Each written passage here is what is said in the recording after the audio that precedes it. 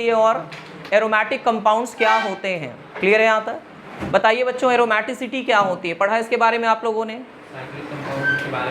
तो हम लोगों ने इससे पहले जब पढ़ा था तो उसमें बताया कि सबसे ज़्यादा हाईएस्ट स्टेबिलिटी कोई कैरेक्टर प्रोवाइड करता है तो वो क्या है? That is aromaticity. उसके बाद क्या आता है? उसके बाद आता है कॉन्जुगेशन या रेजोनेंस, ठीक है। उसके बाद आता है हाइपर कॉन्जुगेशन और उसके बाद कोई इफेक्ट हम लगाते हैं तो कहाँ लगाते हैं? Inductive effect. क्लियर है? हाइपर कॉन्जुगेशन की लिमिटेशन वो है, वो कार्बन आयन पर नहीं लगता, जनरली कार्बन आयन पे उसको हम अप्लाई नहीं करते, ठीक है। तो स्टार्ट करते हैं एरोमेटिसिटी। एरोमेटिसिटी की जब बात की जाती है बच्चों तो एरोमेटिसिटी जनरली देखी जाती है कैसे कंपाउंड्स में? साइक्लिक कॉन्जुगेटेड कंपाउंड में। तो यहाँ पर हम कह सकते हैं 3 या 4 कंडीशन होती हैं जिसको कंपाउंड जब फॉलो करता है तो वो कंपाउंड कहलाता है एरोमेटिक कंपाउंड। क्लियर है यहाँ तक? जिसमें से सबसे पहली कंडीशन है आपका कंपाउंड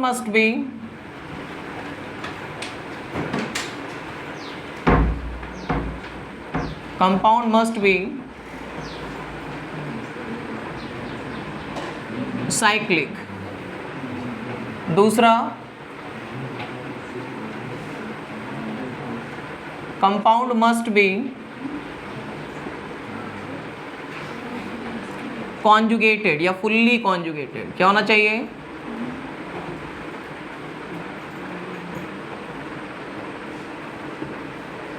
अब यहाँ पर थोड़ा सा कंफ्यूजन क्रिएट होता है क्योंकि जब ये लाइनें पढ़ाई जाती हैं तो समझ में तो उस समय आ जाता है बट बाद में आप उलझ जाते हो, ठीक है। सबसे पहली चीज़ क्या है? Compound must be cyclic. Compound का साइक्लिक होना जरूरी है और compound must be fully conjugated. But किस पार्ट में? वो होता है इन साइक्लिक पार्ट। किस पार्ट में होना चाहिए फुल्ली कॉन्जुगेटेड? Cyclic part. ये बात मेंशन नहीं होती बट आपको समझनी होगी, ठीक है। साइक्लिक पार्ट जो भी होगा, ठीक है, उस पार्ट में ये फुल्ली कॉन्जुगेटेड होना चाहिए। इसीलिए लास्ट क्लास में मैंने आपको सिखाया कॉन्जुगेशन कैसे पहचानते हैं, याद आया? कॉन्जुगेशन जब तक नहीं पहचानोगे एरोमेटिसिटी पर नहीं जा पाओगे आप। क्लियर है यहाँ तक? देन इन सब के बाद कंपाउंड मस्ट बी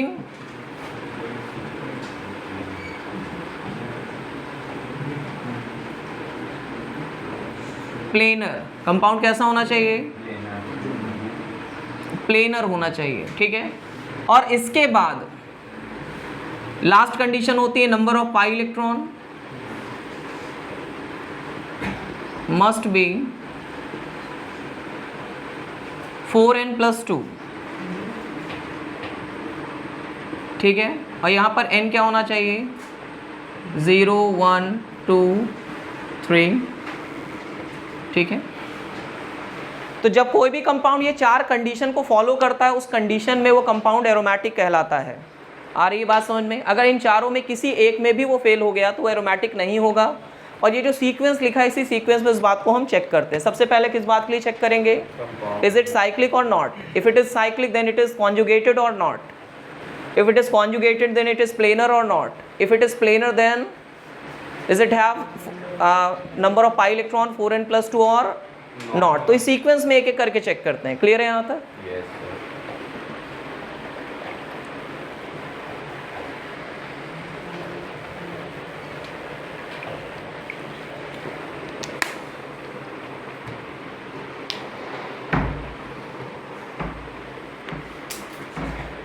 नोट लिखिए।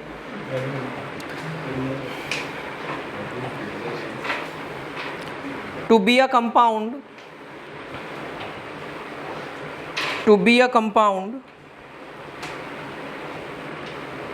aromatic, to be a compound aromatic, it must follow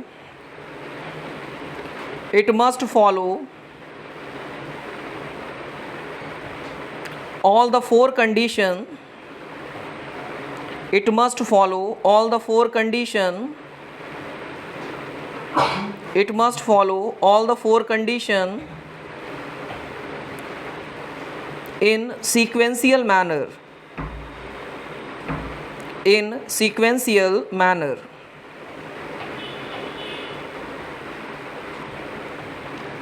clear है? तो मतलब कंपाउंड को ये 4 कंडीशन फॉलो करनी पड़ेगी, वो भी सीक्वेंस में हम कह रहे हैं, दाएं बाएं नहीं। किस में फॉलो करनी पड़ेगी? सीक्वेंस में, ठीक है। अगर एक में भी वो फेल होगा तो कंपाउंड एरोमेटिक नहीं कहलाएगा। इजी? हटा दें इसको। चलो चेक करते हैं, ठीक है, समझते हैं एरोमेटिसिटी, क्योंकि अगर आप ऑर्गेनिक पढ़ रहे हो एरोमेटिसिटी नहीं पहचान पा रहे हो तो इज़ अ बिग क्राइम, है कि नहीं। तो अगर मैं आपसे कहता हूँ बेंजीन रिंग एरोमेटिक है या नहीं है,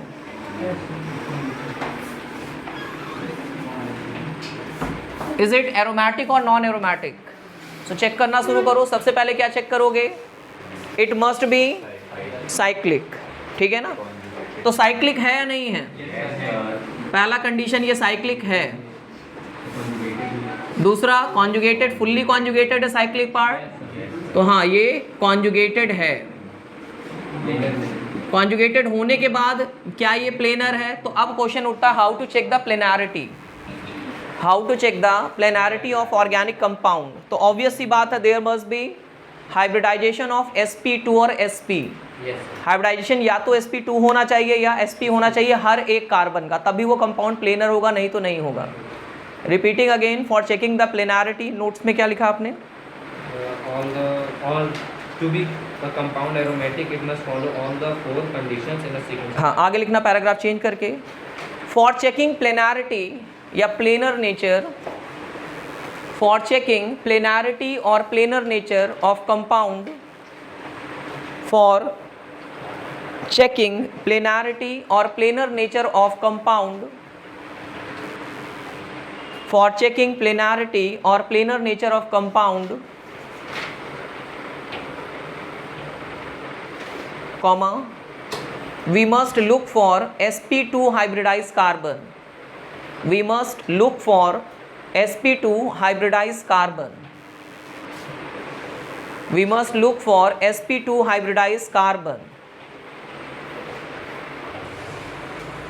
ठीक है, हमें क्या देखना चाहिए बेटा, हमें देखना चाहिए कि रिंग में या साइक्लिक पार्ट में प्रेजेंट हर एक कार्बन क्या होना चाहिए, sp2, और आगे ब्रैकेट में लिख लेना और sp, कभी कभी sp भी हो जाता है, ठीक है।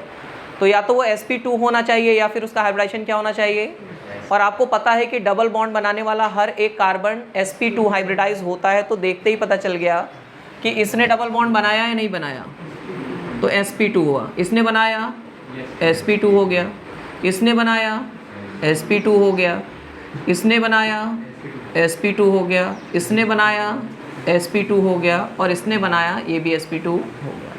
तो अगर सारे कार्बन साइक्लिक पार्ट में sp2 हाइब्रिडाइज हैं तो मतलब कंपाउंड प्लेनर भी है। तो तीसरी कंडीशन भी इसने क्या की,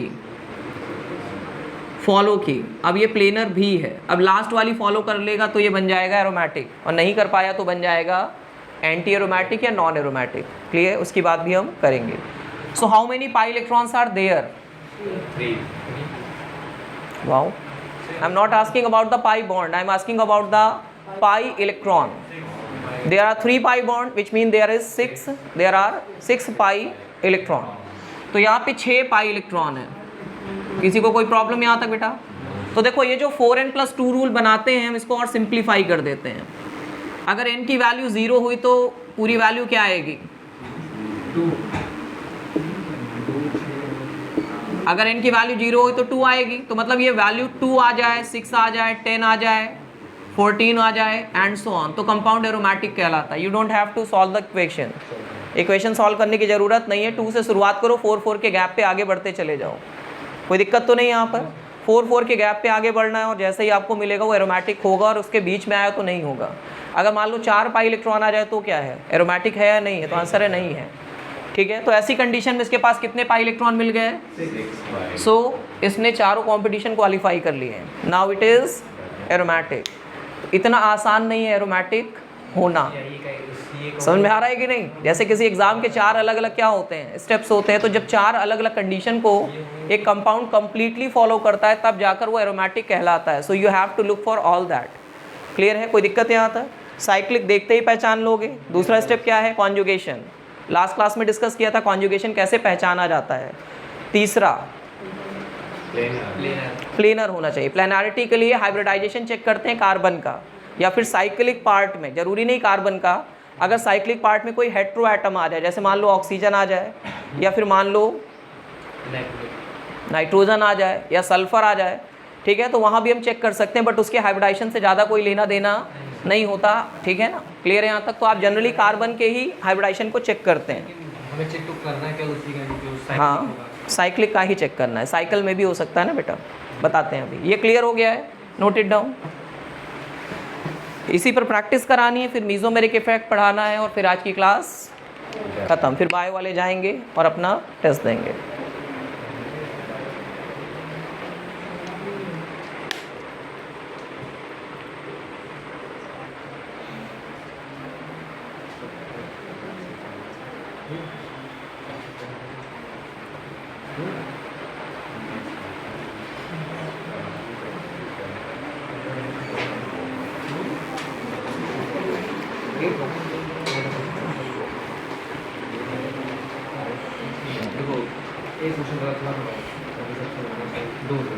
सारी कंडीशन क्वालिफाई होनी चाहिए। दिया जाए आपको अगला, अगर मैं आपको देता हूँ ये, सो लेट मी नो कि इज इट एरोमेटिक और नॉट। ये एरोमेटिक होगा या नहीं होगा, सोचिए और बताइए। होगा? क्यों बेटा? Logic, where is logic? पहली कंडीशन साइक्लिक है, पहली कंडीशन फॉलो हो गई। दूसरा कॉन्जुगेटेड, हाँ भाई साइक्लिक पार्ट पूरा कॉन्जुगेट। देखना, इसको बोलते हैं एक्चुअली साइक्लिक कॉन्जुगेशन। जो पार्ट साइक्लिक है वही कॉन्जुगेटेड होना है, उसके बाहर का है नहीं, कोई मतलब नहीं है। क्लियर हो रही ना बेटा? मान लो कन्फ्यूजन होता है तो इस दो पार्ट को हम एक कर लेते हैं और उसको पूरा लिखते हैं साइक्लिक कॉन्जुगेशन। जो पार्ट साइक्लिक है उसके अंदर कॉन्जुगेशन है या नहीं है, और कंप्लीट होना चाहिए, कहीं भी छूटना नहीं चाहिए। ठीक है, तो पहला क्वालिफाइड हो गया, दूसरा कॉन्जुगेटेड क्वालिफाइड हो गया, तीसरा पेपर क्या है इसका? Planar. Now look it, sp2 sp2 इसका क्या है? बहुत अच्छे बेटा, sp2 है कार्बोकेटायन, isn't it? तो sp2 एक हाइड्रोजन दिखाई नहीं दे रहा, हाइड्रोजन लिखा नहीं जाता ना बेटा, बॉन्ड स्ट्रक्चर में हाइड्रोजन दिखाया नहीं जाता, वो इनविजिबल है, मन की आंखों से देखना पड़ता है। अच्छा, क्लियर है ना? तो बेटा यहाँ पर अगर आपको ध्यान देना है, hydrogen is always invisible, hydrogen दिखाई नहीं पड़ता, तो आपको समझना है। और अगर आप ये नहीं समझ पा रहे हो तो आप एक गलती कर सकते हो, जैसे किसी ने बोला sp, सो अंडरस्टूड नहीं किया, उस बात को अंडरस्टिमेट किया, बातें नहीं बेटा। तीसरी कंडीशन क्वालिफाई हुई कि नहीं हुई? अब ये प्लेनर भी हो गया। अब ये प्लेनर होने के बाद चौथी condition, Aryan, how many pi electrons are there? हाँ, there are 2 pi electron, 1 pi bond, तो कितने इलेक्ट्रॉन हैं? 2 पाई इलेक्ट्रॉन्स है। कोई प्रॉब्लम तो नहीं किसी को यहाँ तक? ठीक है, तो ये हो गया एरोमेटिक, IAS एग्जाम क्वालिफाइड। हाँ बेटा, इसीलिए तुम IAS की बात कर रहे हैं, आज ही पेपर चल रहा है IAS का, तो इसने क्वालिफाई कर लिया है, चारों कंडीशन क्वालिफाइड। अब अगले पे जो भी बताएगा एक्सप्लेनेशन के साथ बेटा। सर शुक्ला से आपको से पूछेंगे आप? हाँ, बात नहीं, तो this question is specially for mister Shukla. Sir इतनी जल्दी कोई होती है तो शुक्ला ही बोलिए, मिस्टर लगाना है, मिस्टर भी बेइज्जती होगी। सरनेम के साथ बेटा हमेशा सम्मान लगाना चाहिए। क्या हुआ? मास्टर शुक्ला? अच्छा,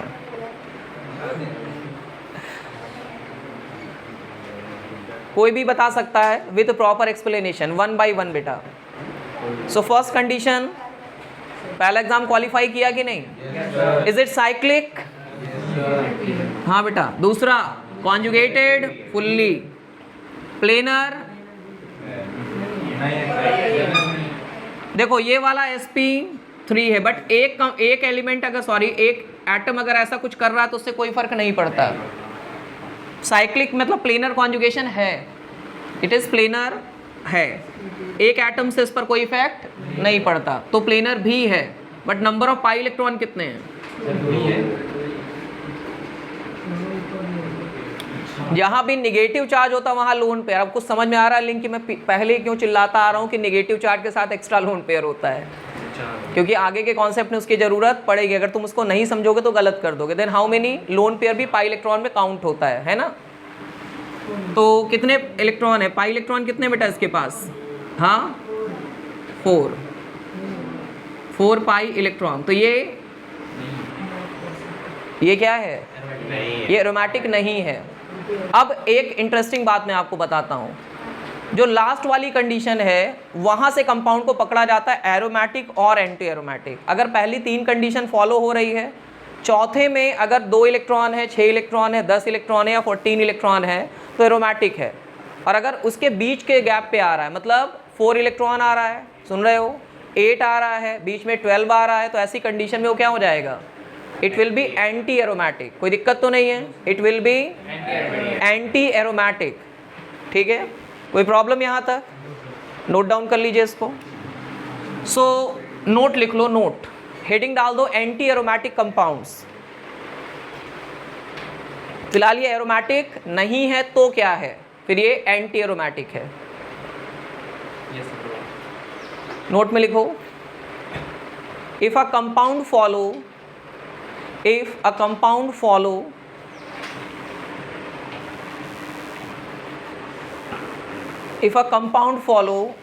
फर्स्ट 3 कंडीशन, मतलब पहली 3 कंडीशन एज इट इज है, उसमें कोई भी छूट नहीं है। ठीक है, but number of pi electron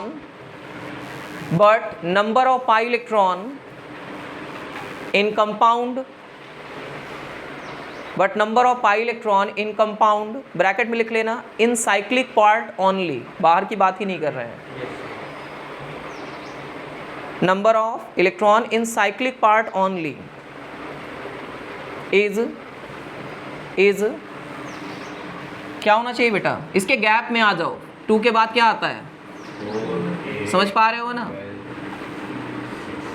ETC, हाँ 4 का ही मल्टीपल है, बट ये ठीक है ना, 4 से स्टार्ट होता है, 4 के बाद 4 जोड़ोगे क्या आएगा? 8, 4 के गैप पे आएगा। Then it will be called anti aromatic. तब उस कंडीशन में से क्या बोलेंगे हम? Anti aromatic compound. then it will be called anti aromatic compound।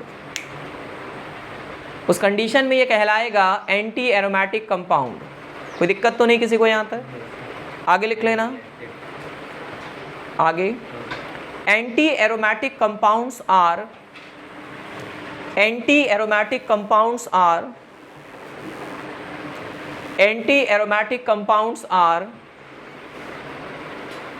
highly unstable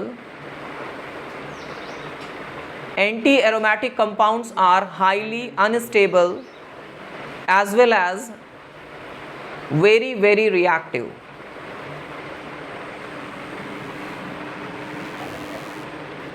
तो इसको जानना क्यों जरूरी है बेटा? कि जहां पर एक हाथ एरोमेटिक हाईली स्टेबल है, हाईली अनरिएक्टिव है, वहीं पर एंटी एरोमेटिक क्या है? Highly unstable and highly react. भाई जो अनस्टेबल है वो रिएक्टिव है, जो स्टेबल है वो रिएक्ट नहीं करता। बात खत्म। इजी समझ में आ रहा है? तो जब आप एरोमेटिक पढ़ते हो तो उसके साथ साथ क्या पढ़ोगे आप? Anti aromatic. और मान लो दोनों कंडीशन कोई फॉलो ना करे तो क्या बोलोगे? Non aromatic compound. हेडिंग डाल दो, उसको भी लिख लो, ताकि अब हम प्रैक्टिस करें तो आप तीनों में से किसी को कैटेगराइज करते समय कंफ्यूज ना हो। नॉन एरोमेटिक कंपाउंड, तो जो कंपाउंड एरोमेटिक नहीं है, एंटी एरोमेटिक नहीं है, वो क्या है? वो नॉन एरोमेटिक है। ठीक, लिखो अ कंपाउंड विच इज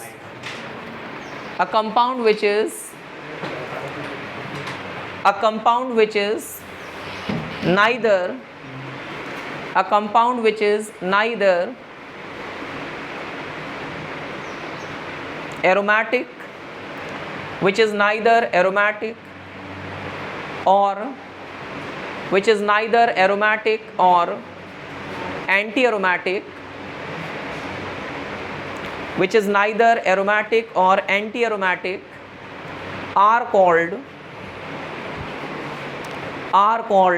क्या कहलाते हैं? Non aromatic compounds are called non aromatic compounds. तो जो कंपाउंड ना एरोमेटिक हैं ना एंटी एरोमेटिक हैं, वो क्या हैं? वो नॉन एरोमेटिक हैं। क्लियर है यहाँ तक? तो इस तरह से हम 3 कैटेगरी में कंपाउंड को लिखते हैं। अब मैं कुछ कंपाउंड्स लिखने जा रहे हैं 8-10 और उस पर प्रैक्टिस करा के इस टॉपिक को ओवर करते हैं, ठीक है।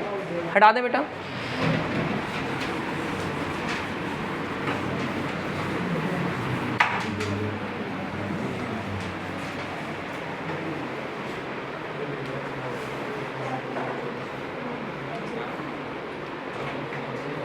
कुछ कंपाउंड मैं लिख रहा हूँ, ठीक है। इनको आपको बताना है कि ये क्या है, किस कैटेगरी में आएंगे, और बिना बात किए।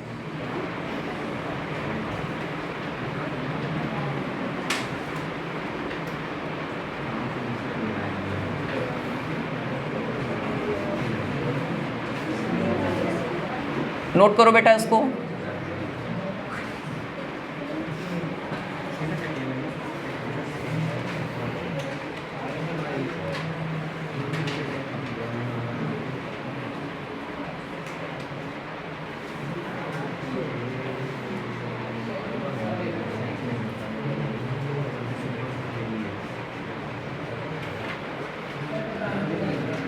ये एरोमेटिक है, नॉन एरोमेटिक है, एंटी एरोमेटिक है। ये सारे कंपाउंड को आपको कैटेगराइज करके एक एक करके बताना है बेटा, ठीक है। सोच समझ के, बात नहीं, पहले नोट कर लो फिर बात करते हैं, ठीक है।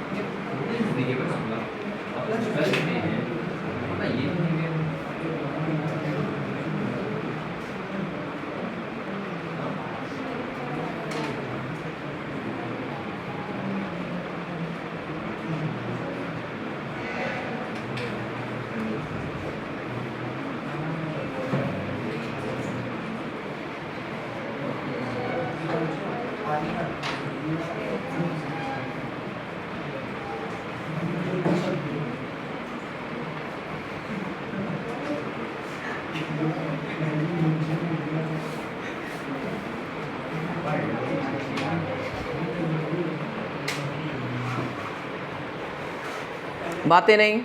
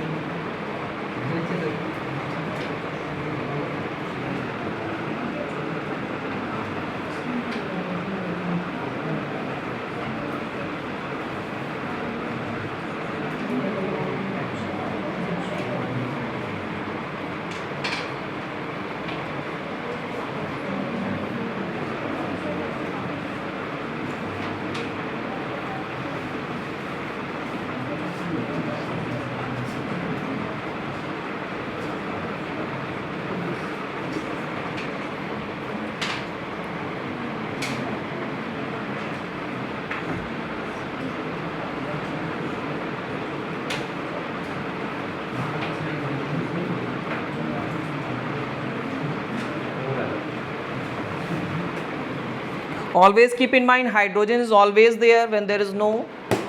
हाइड्रोजन को लिखा नहीं जाता है, ठीक है, कार्बन से जुड़े हुए, तो ध्यान देना है। और दूसरी बात, पाई इलेक्ट्रॉन में लोन पेयर की भी काउंटिंग होती है, ठीक है। 2 बातें हैं, ध्यान रखना है। तीसरी बात, हेट्रो एटम का हाइब्रिडाइजेशन चेक करने की जरूरत आपको नहीं है, वो प्लेनारिटी को इफेक्ट नहीं करेगा। सुनाई पड़ रहा है ना बेटा? अगर कार्बन sp2 हाइब्रिडाइज है तो प्लेनारिटी को इफेक्ट करेगा, वो नॉन प्लेनर बना देगा। अगर कार्बन sp3 हो गया तो क्या करेगा? कंपाउंड प्लेनर नहीं है। लेकिन हेट्रो एटम की प्लेनारिटी के लिए आपको उसका हाइब्रिडाइजेशन चेक करने की ज़रूरत नहीं है, वो प्लेनारिटी को इफेक्ट नहीं करता।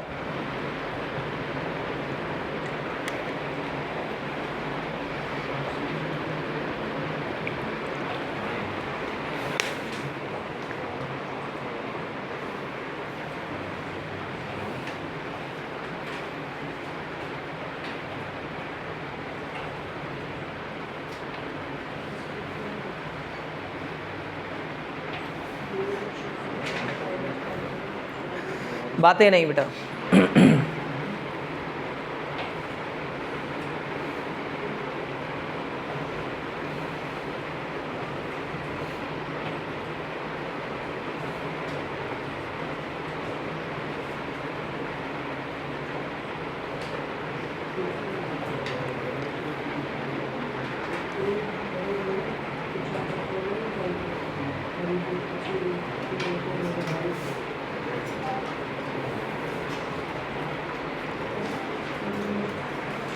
नोट कर लिया सबने?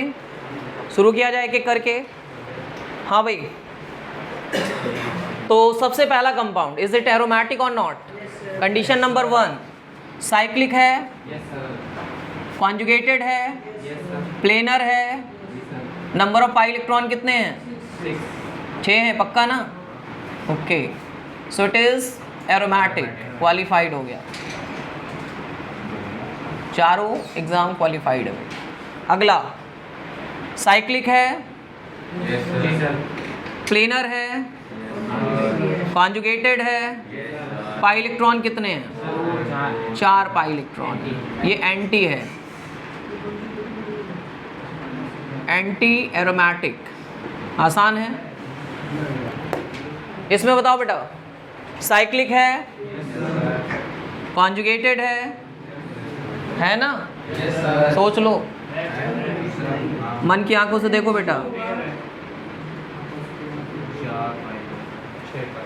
नाइट्रोजन अगर 3 बॉन्ड बना रहा तो एक लोन पेयर उसके पास है, सुनाई पड़ रहा है? आगे तो कॉन्जुगेटेड है और प्लेनर है कि नहीं? इसका हाइब्रिडाइजेशन नहीं चेक करना है, बाकी कार्बन का चेक करो। Is it planar? Yes. Now the last, number of pi electrons कितने हैं? 6 पाई इलेक्ट्रॉन हैं, तो ये क्या बना? एरोमेटिक। समझ में आ रहा है बेटा? अगले पे आते हैं। इसमें ऑक्सीजन के पास कितने लोन पेयर हैं? अगर ऑक्सीजन 2 बॉन्ड बनाता तो how many lone pair are there? 2 है ना? नाउ लेट मी नो कि what kind of compound is this? Aromatic, anti aromatic और non aromatic? Anti. So how many of you think about कि ये anti aromatic है? Raise your hand.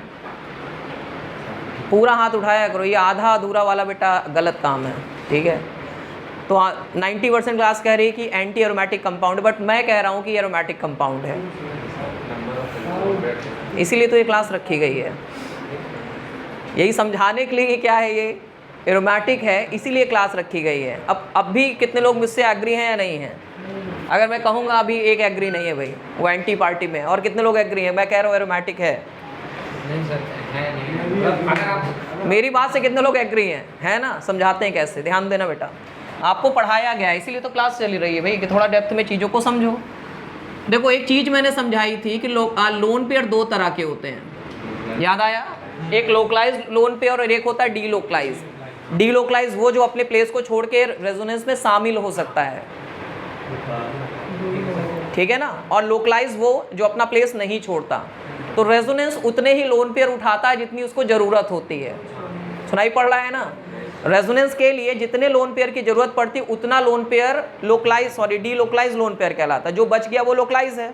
लेकिन जब हम यहाँ पे number of pi electron count करते हैं, बहुत अलर्ट रहना, वहाँ केवल D localise lone pair count होंगे, लोकलाइज वाले काउंट नहीं होंगे। यहीं पे बड़े बड़े लोग मात खाते हैं और फंस जाते हैं। तो इसमें कितने तरह के लोन पेयर है बेटा? यहाँ पर कॉन्सेप्ट आता है localise and D localise lone pair का। तो यहाँ पर एक लोन पेयर की जरूरत है ना रेजोनेंस को कंप्लीट करने के लिए, और रेजोनेंस में हमेशा एक ही लोन पेयर पार्टिसिपेट करता है, 2 कभी करेंगे ही नहीं। मतलब अगर मान लो उसके पास 3 है तो एक ही करेगा, 2 है तो एक ही करेगा, 1 है तो एक ही करेगा, काउंटिंग भी उसी की होगी, दूसरे की काउंटिंग नहीं होगी। तो यहाँ जो 2 लोन पेयर है, एक लोन पेयर आपका हुआ लोकलाइज्ड लोन पेयर, और दूसरा वाला क्या है बेटा? इसको हमने कह दिया ये वाला है डी लोकलाइज्ड लोन पेयर। तो delocalized lone pair participate कर रहा है। तो पहला साइक्लिक है, फुल्ली कॉन्जुगेटेड, प्लेनर, और चौथा नंबर ऑफ पाई इलेक्ट्रॉन कितने? 6 हुए, क्योंकि 4 पाई इलेक्ट्रॉन हुआ और एक ही लोन पेयर है पार्टिसिपेट कर रहा है। ये लोकलाइज है, ये पार्टिसिपेट नहीं कर रहा है, इसलिए एरोमेटिक है। कुछ समझ में आया? तो जब भी ऐसा क्वेश्चन तुम्हारे सामने आएगा, अब बिना घबराए बस ये समझना कि कितने भी लोन पेयर हो, एक ही लोन पेयर की काउंटिंग होगी। समझ रहे हो ना? क्योंकि एक लोन पेयर रेजोनेंस में पार्टिसिपेट करेगा और एक पार्टिसिपेट नहीं करेगा। आ रही है बात समझ में? सपोज आपके पास 2 कार हो, एक कार घूमने वाली और एक कार घर में मोहल्ले में चलने वाली या लोकल में, समझ रहे हो ना? मान लो एक फॉर्च्यूनर और एक वैगनार है। तो यहाँ से दिल्ली जाना है तो फॉर्च्यूनर लेके जाओगे कि वैगनार? कॉमन सी बात है। तो फॉर्च्यूनर आपका डीलोकलाइज लोन पेयर है और वैगनार आपका क्या है? राजरूपपुर, प्रीतम नगर और इलाहाबाद में घूमने वाली। झूसी जाना है तो क्या लेके जाओगे? वैगनार से भी जा सकते हैं। सिविल लाइन जाना है तो वैगनार उठाएंगे, चले जाएंगे, क्योंकि क्राउड ज़्यादा होती है। आपको पता है बड़ी गाड़ियाँ लेने का भी नुकसान होता है, और अगर आपको ऐसा नहीं लगता तो कभी चौक से गुजर के देखो, ठीक है? एक घंटे फंसे रह जाते हैं लोग, ठीक है ना? आप दिल्ली जाओगे तो दिल्ली में लोगों का पता है कल्चर क्या है बेटा? एक गाड़ी 70 लाख रुपए की और एकदम खटारा वैगनार भी घर में है। सब्जी लेने वैगनार से चलते, उसमें भी CNG फिट करा रखा है। मतलब बड़ी गाड़ी दिखाने के लिए वो साल में 20 बार निकलती है, छोटी गाड़ी दिन भर घूमते रहते हैं, क्योंकि उनको पता है दिल्ली का जो ट्रैफिक है उसमें अगर आप बड़ी गाड़ी निकाल रहे हो तो वो 2 घंटे लगेगा इस डेस्टिनेशन में, छोटी गाड़ी आधे घंटे में पहुँचा देगी। यहाँ पे मतलब 4 व्हीलर का कल्चर उतना नहीं है, यहाँ 4 व्हीलर लोग कम रखते हैं क्योंकि एरिया ही छोटा है, ठीक है? कहीं भी पहुँच जाते हैं। अगर आप दिल्ली, नोएडा या गाजियाबाद जैसे इलाके में जाओ या बेंगलुरु जाओगे तो लोग अपने घर से 60-60 किलोमीटर ट्रैवल करके वो अपने वर्क प्लेस पे जाते हैं। बहुत सारे ऐसे लोग हैं जो 2 घंटे जाते हैं और 2 घंटे छुट्टी होने के बाद आते हैं, मतलब 8 घंटे काम करते हैं और 4 घंटे क्या करते हैं? डेली ट्रैवल करते हैं, बस जस्ट बिकॉज ऑफ पैसा, ठीक है? यहाँ पैसा नहीं उतना। आ गई बात समझ में? आगे चलें, ओके। तो यहाँ पे भी मामला वही है बेटा, लोकलाइज एंड डीलोकलाइज। समझ में आ गया? Localize delocalize. कभी भी लोन पेयर एक से ज़्यादा दिखे, बस एक ही काउंट करना, गलती कभी नहीं होगी। What about this one? क्या विचार हैं आपके इसको लेकर? सबसे पहले साइक्लिक है बेटा, फुल्ली कॉन्जुगेटेड हाँ है, प्लेनर है हाँ है, और नंबर ऑफ पाई इलेक्ट्रॉन 2 हैं, मतलब ये एरोमेटिक है, इट इज एरोमेटिक। कोई दिक्कत तो नहीं है, बातें नहीं। What about this one? पक्का ना? कौन बोला एंटी? आ जाओ बेटा, जल्दी आओ, फास्ट आओ फास्ट, जल्दी आओ, जल्दी आने दो। हटो भाई, आ रहे हैं, क्या कर रहे हो तुम? आज विशेष प्रूव करेगा ये एंटी एरोमेटिक है। Prove that question number 6 is anti aromatic. Sir पहले तो ये साइक्लिक होगा, ठीक है, पहला कंडीशन फुलफिल। कॉन्जुगेटेड है या नहीं है? कॉन्जुगेटेड भी होगा, बिल्कुल। Double bond. अब तीसरा प्लेनर भी है, sp2 sp2 ठीक है, और इसमें total number of pi electrons 2 ये हो जाएंगे, 2 ठीक। इसके हो जाएंगे, 2 इसके हो जाएंगे। कितने हुए? 6 पाई इलेक्ट्रॉन। तो ये एंटी एरोमेटिक कैसे हुआ, समझाओ जरा। So it is not anti aromatic, ठीक है, इट इज़ एरोमेटिक। कोई दिक्कत तो नहीं बेटा? तो ये क्या हो जाता है? एरोमेटिक। समझ में आ रहा है? तो एक छोटी सी क्लास आप में बहुत बड़ा बदलाव ला सकती है, चीज़ों को देखने का परसेप्शन क्या कर सकती है? बदल सकती है। जब आप किसी के सामने ये कंपाउंड रखोगे ना तो वो अंदर से हिल जाएगा कि अच्छा ऐसा भी होता है, हमने तो पढ़ा ही नहीं था, हम तो टोटल इलेक्ट्रॉन काउंट करते थे, एरोमेटिक एंटी एरोमेटिक मारते थे और आगे बढ़ते थे। 90% लोग यहाँ गलती कर देते हैं। जल्दी बोलो भाई, 7वां गर्ल्स साइड से आंसर आना चाहिए इस बार। रिया, हाँ बेटा, सबसे होनहार लड़की यही है। हाँ, 11th में 50% अटेंडेंस। बोलो बेटा।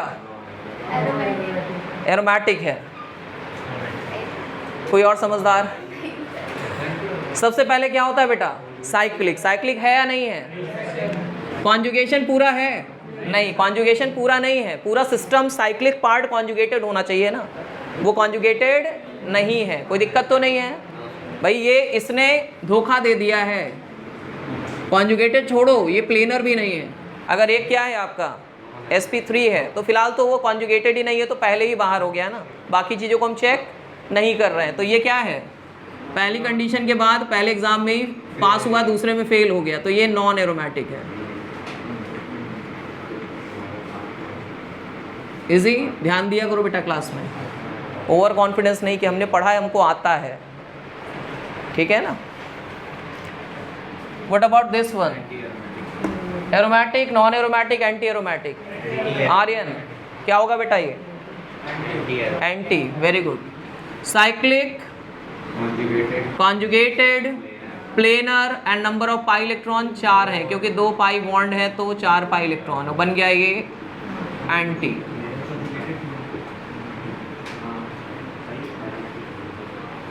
क्लियर हो गया यहाँ तक? What about question number 9? Aromatic. सबसे पहले चेक करो साइक्लिक, पूरा साइक्लिक दिख रहा है, पूरे में conjugation alternate, pi bond single, ठीक है ना, और सिग्मा बॉन्ड दिखाई दे रहे हैं। डबल या सिंगल बॉन्ड। उसके बाद तीसरी कंडीशन क्या क्वालिफाइड होनी चाहिए?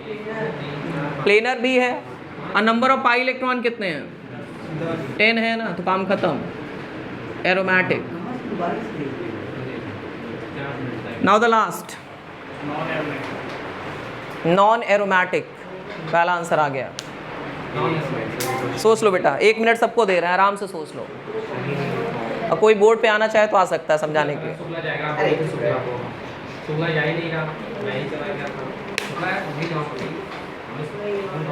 फर्स्ट मेक इट क्लियर कि what is it. Anti aromatic. एक ने नॉन बोला, एक ने एंटी बोला, और कोई बताओ बेटा। Expert advice. नहीं, non aromatic. It is aromatic compound and ये एरोमेटिक है। ये क्या है? एरोमेटिक है। अब क्वेश्चन उठ रहा है ये एरोमेटिक क्यों है भाई, समझ में नहीं आ रहा है। अभी थोड़ी देर पहले समझाया, लोन पेयर 2 तरह के होते हैं। एक वो जो घूमने जाते हैं, एक जो घूमने नहीं जाते। जो घूमने जाते हैं उनको कहते हैं डीलोकलाइज लोन पेयर, जो घूमने नहीं जाते उनको कहते हैं लोकलाइज लोन पेयर। अगर साइकिल अपने आप में कॉन्जुगेटेड है तो लोन पेयर की जरूरत नहीं है। ध्यान से सुनना, अगर साइक्लिक पार्ट ऑटोमेटिकली कॉन्जुगेटेड है तो लोन पेयर को रिक्वायरमेंट नहीं है। लोन पेयर रेजोनेंस में पार्टिसिपेट कर भी सकता है, नहीं भी कर सकता। सुन रहे हो कि नहीं? लेकिन अगर वही अकेला ऑप्शन है तो वो करेगा ही करेगा। अगर एक ही लोन पेयर है और उसके बिना कॉन्जुगेशन कंप्लीट नहीं हो रहा है तो कॉन्जुगेशन में पार्टिसिपेट करेगा। ध्यान से सुनो बेटा, फिर से समझा रहा हूँ, नहीं तो ऐसे ही कॉम्प्लिकेटेड प्रॉब्लम में फंसोगे। और ऐसा नहीं कि ये प्रॉब्लम बहुत हाई फाई, ये CUET जैसे एग्जाम के लिए ईजी प्रॉब्लम है। फिर से समझा रहा हूँ, साइक्लिक पार्ट कॉन्जुगेट होने में अगर लोन पेयर की ज़रूरत है, उसके बिना कॉन्जुगेशन कंप्लीट नहीं हो रहा है तो कॉन्जुगेशन होगा, और अगर उसके बिना कॉन्जुगेशन है तो वो पार्टिसिपेट नहीं करेगा। तो लोन पेयर डिसाइड करता है कि हम पार्टिसिपेट करेंगे या नहीं करेंगे, ठीक है ना। तो यहाँ जो पूरा साइक्लिक पार्ट है ये कॉन्जुगेटेड है और इसके पास क्या है बेटा? बट ये जो लोन पेयर है ये है लोकलाइज लोन पेयर। कैसा लोन पेयर है? लोकलाइज लोन पेयर है। इसने कहा कि हमारी ज़रूरत ही क्या है? अगर साइक्लिक पार्ट रेजोनेंस में है तो हमारी ज़रूरत नहीं है। सो पहली condition cyclic, fully conjugated, planar and number of pi electron कितने? फिर इसकी काउंटिंग भी मत करो, इसकी काउंटिंग मत करो, ठीक है ना। कितने हुए? 6 पाई इलेक्ट्रॉन हुए बेटा, इसकी काउंटिंग नहीं होगी। समझ में आ गया? तो सबसे इंपॉर्टेंट बात क्या समझ में आई? 2 बातें। पहले प्लेनारिटी को कैसे चेक करते हैं? हेट्रो एटम की प्लेनारिटी हाइब्रिडेशन से कोई लेना देना नहीं। हेट्रो मतलब carbon, oxygen, oxygen, sulphur, nitrogen, ठीक है, इन सब की इनका प्लेनारिटी से कोई लेना देना नहीं है। पता कैसे चलेगा कि कब वो लोकलाइज है कब नहीं है? सीधी सीधी बात, सबसे पहले साइक्लिक पार्ट चेक कर लो। अगर पहले से कॉन्जुगेशन में है, साइक्लिक पार्ट कॉन्जुगेशन में है, तो कोई भी लोन पेयर आगे बढ़ के नहीं आएगा कि हम डीलोकलाइज हो। हाँ, मतलब लोन पेयर जरूरत पड़ने पे डीलोकलाइज होता है। बात को समझो, लोन पेयर क्या है बेटा? जरूरत पड़ने पर लोकलाइज होता है, जरूरत नहीं पड़ने पर लोकलाइज नहीं होता। जैसे आप क्रिकेट खेलते हो, उसमें एक्स्ट्रा प्लेयर होते हैं, 11 प्लेयर खेलते हैं, कुछ प्लेयर क्या होते हैं, वो बैठे होते हैं। तो जो 11 प्लेयर हैं वो क्या है? वो खेल रहे हैं। जो 2 हैं वो पानी पिला रहे हैं। समझ रहे हो कि नहीं? या वो बैठे हुए हैं कि अगर कोई इंजर्ड हुआ तो हम उसकी जगह पे चले जाएंगे, ऐसा ही कॉन्सेप्ट है ना। तो वो 2 प्लेयर क्या वो प्लेयर नहीं है, हैं वो एक्स्ट्रा प्लेयर है। बट वो कब आएंगे? जब कोई इंजर्ड हो जाएगा या जब कोई कुछ एविडेंस हो जाएगा, तो ऐसी कंडीशन में वो उसमें पार्टिसिपेट करेंगे। तो लोन पेयर भी 2 तरह के होते हैं, लोकलाइज और डीलोकलाइज। डीलोकलाइज वाले क्या, लोकलाइज वाले क्या होते हैं? वो रिजर्व में बैठे रहते हैं, जरूरत पड़ी तो हम कॉन्जुगेशन को कंप्लीट कर देंगे। समझ पा रहे हो कि नहीं? और अगर कॉन्जुगेशन पहले से कंप्लीट है तो हम उसमें पार्टिसिपेट नहीं करेंगे। अगर कॉन्जुगेशन में एक ही लोन पेयर की जरूरत है तो बाकी बचे हुए लोन पेयर क्या होंगे? लोकलाइज हो जाएंगे। लॉजिक क्लियर हो गया कि नहीं? यही पढ़ाने के लिए बेटा ये क्लासेस चल रही हैं, जिनको हम बेसिक क्लासेस में नहीं समझा सकते। इतना अंदर तक जाने की हमको वहाँ टाइम नहीं होगा। समझ पा रहे हो ना? इसी पर्पस के लिए क्लासेस चला रहे हैं। आई थिंक कि अब आपकी अंडरस्टैंडिंग और बेटर हो रही होगी। अब केवल इशारा करेंगे और आप समझ लोगे। समझ रहे हो कि नहीं? आगे चलें अब हम। So it is all about aromatic, non aromatic and anti aromatic compound. अब मैं ऑर्डर की अगर बात करें तो ध्यान देना, सबसे स्टेबल क्या होता है? Aromatic compound. देन आते हैं non aromatic. Anti aromatic are highly unstable. समझ में आ रहा है? Anti aromatic compounds are highly unstable. कोई दिक्कत तो नहीं बेटा? समझ में आ रहा है ना? एरोमेटिक, नॉन एरोमेटिक और एंटी एरोमेटिक। एरोमेटिक को टैग मिला है किसका? हाईली स्टेबल का। ये सबसे ज़्यादा स्टेबल है। इसका उल्टा बोलोगे क्या? अनरिएक्टिव। ठीक है, मोस्ट अनरिएक्टिव। बातें नहीं। इनको टैग क्या मिला है? Highly unstable. मतलब ये टिकते ही नहीं है, जिसकी वजह से ये क्या बन गए आपके? Most reactive. Is this clear और नॉट? ठीक है, तो इस तरह से पहले चीज़ों को सीखना है। जितना सिंसियर रहोगे, तुम्हें करना कुछ नहीं है, बट शांत दिमाग से क्लास में बैठना है, जो बताया जा रहा है समझना है, जो ना है पूछना है। समझ पा रहे हो कि नहीं? पढ़ने का एक बहुत सीधा सा प्रोसेस है। क्लियर हो गया यहाँ तक? तो एरोमेटिक क्या होंगे बेटा? Highly stable. इसलिए इस वजह से जो स्टेबल है वो रिएक्टिव कम होता है। नॉन एरोमेटिक बीच में आ रहा है, और एंटी एरोमेटिक क्या है? Highly unstable. इस वजह से क्या है भाई? मोस्ट रिएक्टिव है। क्लियर हो गया यहाँ तक? आगे बढ़ा जाए। अब इसी चीज को घुमा के पूछा जाता है। ये जो बात है इसको क्या किया जाता है? घुमा के पूछा जाता है।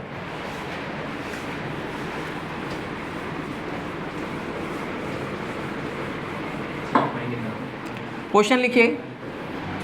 Arrange the given compound, arrange the given compound in decreasing order of reactivity. Arrange the given compound in decreasing order of reactivity. Arrange the given compound in decreasing order of reactivity.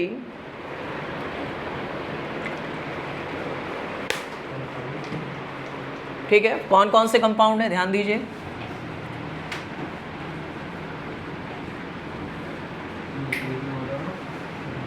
Reactivity,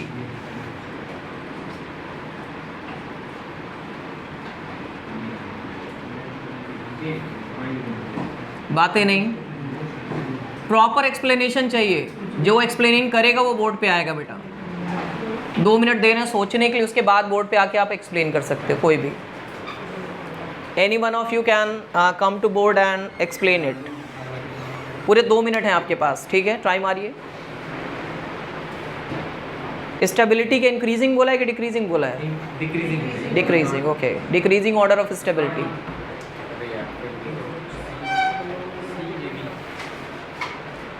सोच लो बेटा, explain करना होगा आके। तुम आ चुके हो। Shukla sir, Shukla ही नहीं sir, Shukla को बुलाइए। इनके अलावा शुक्ला आ जाओ।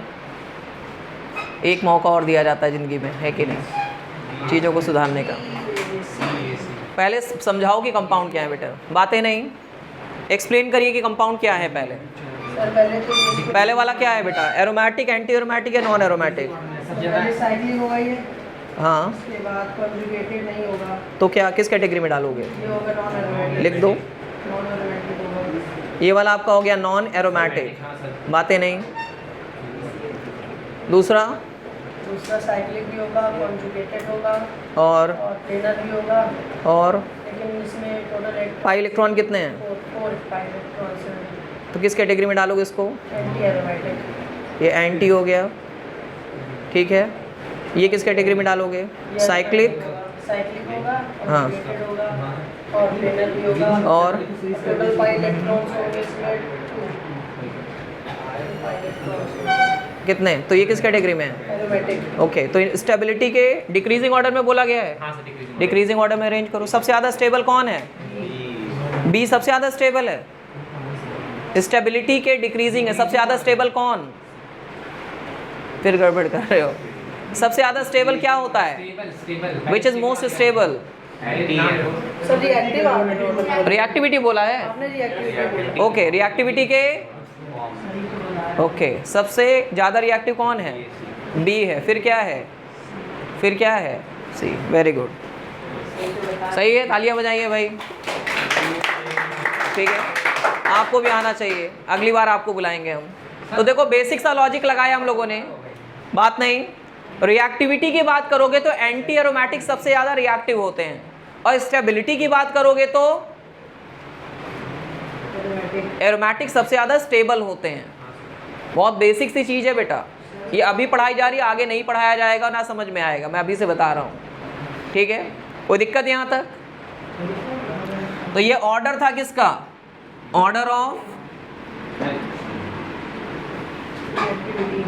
Reactivity, this is order of reactivity. और स्टेबिलिटी का ऑर्डर कहते तो एरोमेटिक, सी क्या था? सबसे ज़्यादा स्टेबल, देन आता ए और देन आता बी।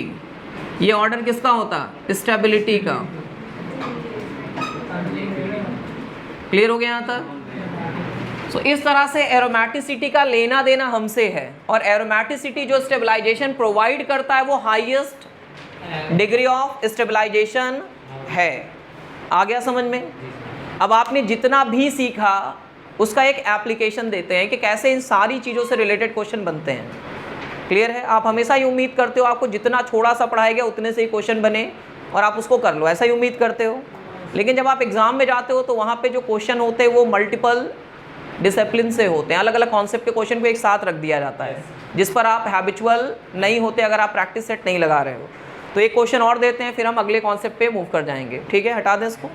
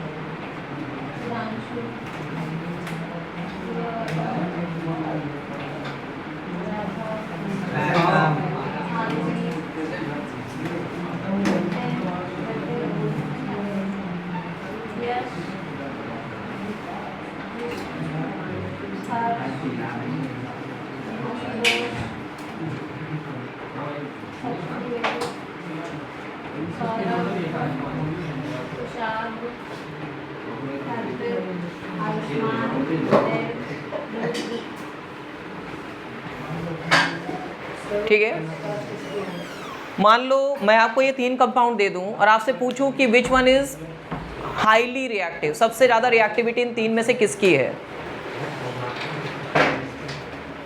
नोट डाउन कर लो।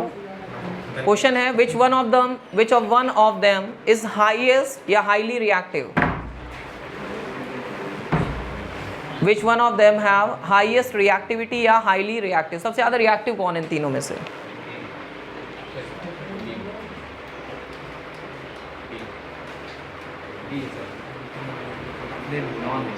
आराम से, टेक योर टाइम। मेरा सीधा सीधा क्वेश्चन है, इन तीनों में सबसे ज़्यादा रिएक्टिव कौन है? ए, सी। ए वाले हाथ उठाइए फास्ट। सी वाला एक, और बी भी बचा रह गया है। Is there anyone? देखो, जब हम रिएक्टिविटी की बात करते हैं तो दिमाग में सबसे पहले तेज भागना चाहिए एंटी एरोमेटिसिटी की तरफ, क्योंकि हाईएस्ट डिग्री ऑफ रिएक्टिविटी वही है। और जब कोई कहता है स्टेबिलिटी की बात तो सबसे पहले भागना चाहिए एरोमेटिसिटी की तरफ, क्योंकि वो सबसे ज़्यादा स्टेबलाइजेशन प्रोवाइड करेगा। तो फिलहाल यहाँ पर अगर हम ढूंढें और कोई एंटी एरोमेटिक मिल जाए तो बस वही सबसे ज़्यादा रिएक्टिव है। समझ रहे हो ना? सबसे ज़्यादा रिएक्टिव कौन है? So it is anti aromatic. तो ये आपका कैसा दिख रहा है? ये आपका एंटी एरोमेटिक है या नहीं है? काम खत्म। एंटी एरोमेटिक जो भी होगा वो हाईली अनस्टेबल या मोस्ट रिएक्टिव होगा। लॉजिक बैठ रहा है आपके? क्वेश्चन कैसे पूछता है घुमा के। क्लियर है? नाउ अब हमारा ये एरोमेटिसिटी, एंटी एरोमेटिसिटी और नॉन एरोमेटिसिटी वाला टॉपिक ओवर होता है। ठीक है, अब हम आगे बढ़ेंगे और बात करेंगे मीजोमेरिक इफेक्ट की। क्या हो बेटा? स्टेबिलिटी का ऑर्डर अगर आप कह रहे हो सबसे ज़्यादा रिएक्टिव होगा ए, पहले रिएक्टिविटी के ऑर्डर में कर देते हैं। ठीक है, इसकी बात करोगे तो इसमें कॉन्जुगेशन है, इसमें भी कॉन्जुगेशन है, ठीक है, बट इट इज़, इसमें जो कॉन्जुगेशन है वो ज़्यादा है क्योंकि ज़्यादा पाई इलेक्ट्रॉन पार्टिसिपेट कर रहे हैं। कभी भी मान लो 2-3 कॉन्जुगेटेड सिस्टम हो तो जिसमें पाई इलेक्ट्रॉन ज़्यादा होते हैं उस सिस्टम को ज़्यादा स्टेबल माना जाता है। ये जो सिस्टम है इसमें पॉजिटिव चार्ज इस कार्बन पे है, ये रेजोनेंस से भी स्टेबलाइज हो रहा है और हाइपर कॉन्जुगेशन से भी स्टेबलाइज हो रहा है। वाह। मल्टीपल बॉन्ड, सिंगल, प्लस का मतलब वैकेंट, कॉन्जुगेशन नहीं है सेकंड में है। हम एरोमेटिसिटी की बात ही नहीं कर रहे ना, क्वेश्चन नहीं पढ़ा आपने। Here we are not talking about aromaticity. Question was very simple. Which one of them is highly reactive? बात खत्म।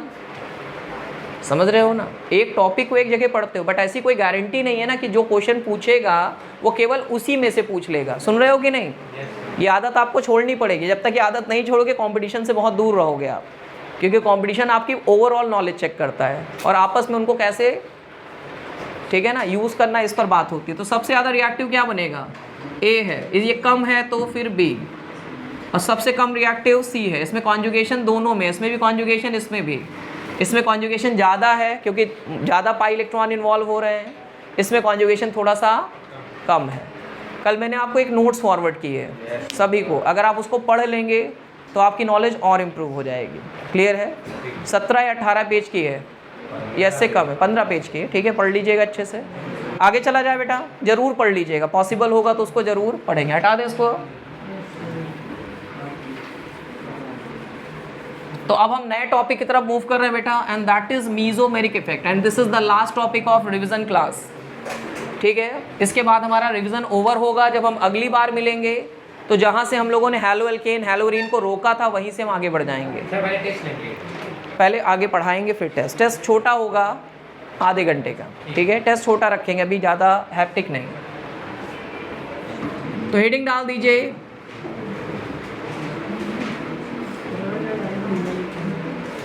Mesomeric effect. अब ये मीजोमेरिक इफेक्ट क्या होता है? सबसे इंटरेस्टिंग, सबसे इंपॉर्टेंट है, जो अब हम पढ़ रहे हैं करंट टॉपिक, वहाँ से रिलेट करेगा ये। इसमें लिखवा चुके हैं, हो गया है क्या? ये कवर हो गया था? आराम से आराम से आराम से हो गया है ना ये? तो ख़त्म करें इसको, फिर ओवर करें। चलो ख़त्म करते हैं फिर टॉपिक को। बंद कर दो बेटा इसको, इसको बंद कर दो, हो गया।